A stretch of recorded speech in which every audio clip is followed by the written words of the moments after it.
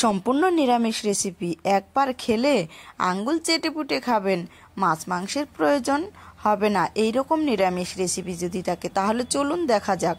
নমস্কার বন্ধুরা, উর্মিলার রান্নাঘরে অনেক অনেক স্বাগত জানাই আর অনেক অনেক ভালোবাসা নিয়ে আজকে আমার রান্নাঘরে দেখাবো পনির দিয়ে সজনে পোস্ত রান্নার রেসিপি। দেখতে থাকবেন পুরো ভিডিওটা। তো দেখো 3 কিলোর উপরে দুধ আছে আর এইখানে মোটা মোটা সাইজের সজনে নিয়ে নিয়েছি। সজনে দিয়েই কিন্তু আজকে পনির সজনে পোস্ত রান্না করছি। তো দেখো দুধটা কড়াইয়ের মধ্যে ছেঁকে দিয়েই দেখো আমি উনুনটা চালিয়ে দিয়েছি। তারপরে দেখো দুধটা যখন ফুটে আসবে বেশ করে একটু আমি হালকা নেড়ে চেড়ে দেবো।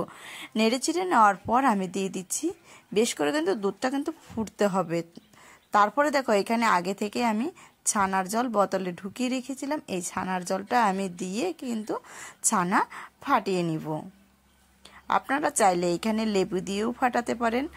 যেভাবে ছানাটা ফাটে সেইভাবে কিন্তু আপনারা সেই রকম করে ছানা ফাটিয়ে নেবেন। এই যে দেখুন আমার ছানার জলটা দিয়েই কিন্তু ছানা ফেটে গেল।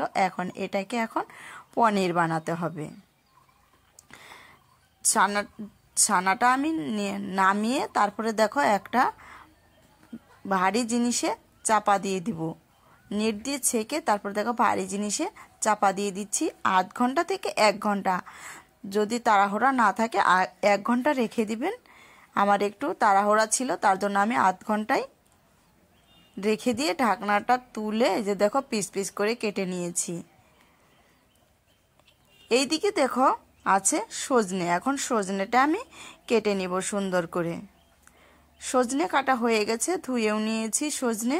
এই যে বেশ করে সুন্দর করে ছুলে সজনে কেটে আমি লম্বা লম্বা করে নিলাম। এখন ধুয়ে পরিষ্কার করে নিয়েছি। এইদিকে দেখো কড়াইয়ের মধ্যে দিয়ে দিচ্ছি আমি সর্ষের তেল। আর আমার ভিডিওটা যদি ভালো লাগে অবশ্যই সাবস্ক্রাইব, লাইক, কমেন্ট করে পাশে থাকবেন। পাশে থাকা বেল বাটনটি প্রেস করে দিবেন। যখনই আমি ভিডিও পোস্ট করব সর্বপ্রথম আপনাদের কাছে পৌঁছে যাবে। তেলটা যখন একটু গরম হয়ে আসবে তখন আমি নেড়ে চেড়ে দিব। ওই তেলের মধ্যে দিয়ে দিচ্ছি লবণ, সামান্য পরিমাণ লবণ আর হলুদের গুঁড়ো দিয়ে একটু নেড়ে চেড়ে দিয়ে আমি পনিরগুলো ভেজে কিন্তু নামিয়ে ফেলবো।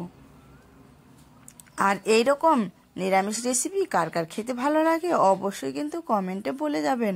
আর কে কোথা থেকে দেখছো আমার ভিডিওগুলো অবশ্যই কিন্তু জানাবে, তাহলে আমার উত্তরটা দিতে কিন্তু সুবিধা হয়। এই দেখো এপিস টুপিস করে ভেজে কিন্তু এটাকে নামিয়ে ফেলতে হবে। একটু লালচে লালচে করেই ভেজে নামিয়ে ফেলবো। নিরামিষ রেসিপি যে এত টেস্টি হয় না, রান্না করলে কিন্তু একদমই বুঝতে পারবেন না।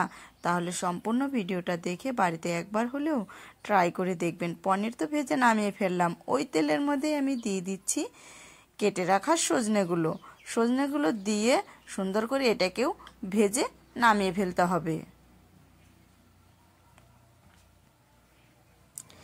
এই দেখো এইখানে সজনেটা নেড়ে চেড়ে দেওয়ার পর হালকা একটু লবণ দিয়ে ভেজে নিব, যাতে সজনের ভিতরে লবণটা ঢুকে যায়। সজনা তো ভাজা হয়ে গেল, এখন সজনাটাকে আমি নামিয়ে নিচ্ছি।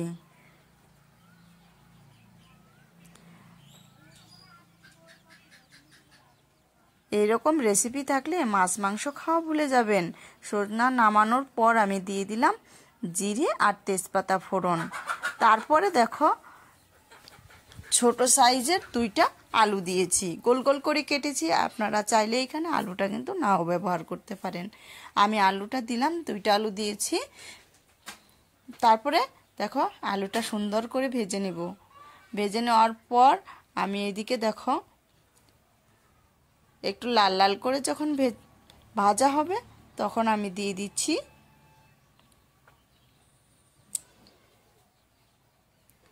আদা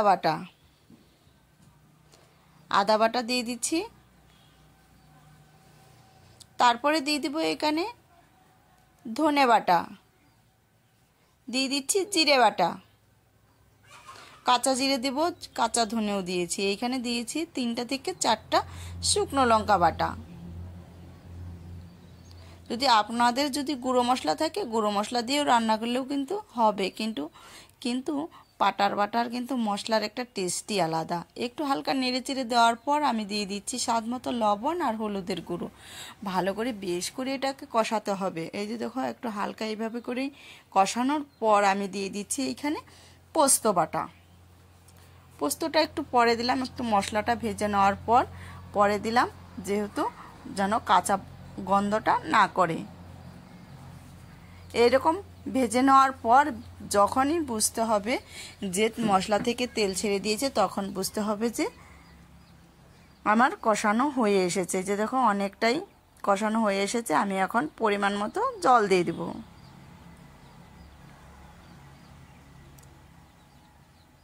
বেশিটাও জল দিব না, যেহেতু সবগুলো সবজি ভাজা আছে, তার জন্য আমি বেশিটা জল দিব না। জলটা দিয়ে 3 মিনিটের মতো ফুটিয়ে নিব। তারপরে দেখো পনির আর সজনে ভাজাগুলো দিয়ে দিচ্ছি।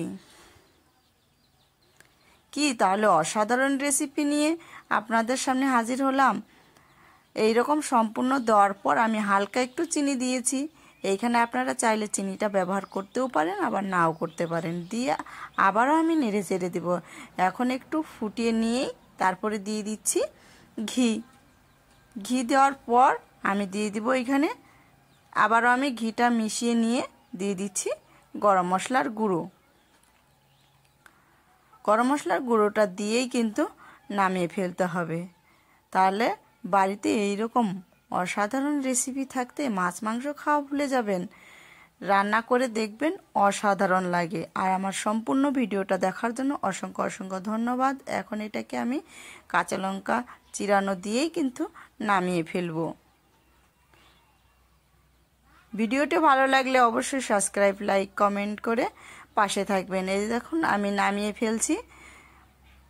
আমি কালকে অন্য ভিডিও নিয়ে আসবো আপনাদের কাছে। আপনারা ভালো থাকবেন, সুস্থ থাকবেন এই কামনাই করি। অসাধারণ একটা সেন্ট বেরিয়েছে। নিরামিষ রেসিপি হলেও যে এত সুন্দর সেন্ট বেরিয়েছে, না রান্না করলে কিন্তু একদমই বুঝতে পারবেন না। আর সম্পূর্ণ ভিডিওটা দেখার জন্য অসংখ্য অসংখ্য ধন্যবাদ।